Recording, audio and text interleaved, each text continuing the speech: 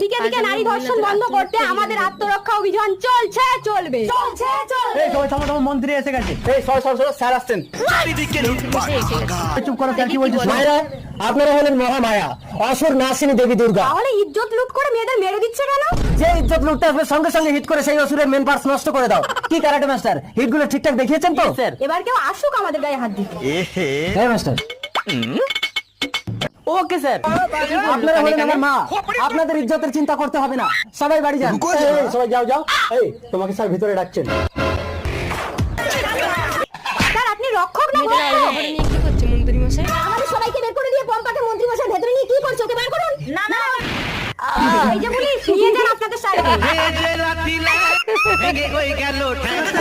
Sir আমার karate ঠিক আছে তো? একদম, আমার মেন পার্টস পুরো ড্যামেজ।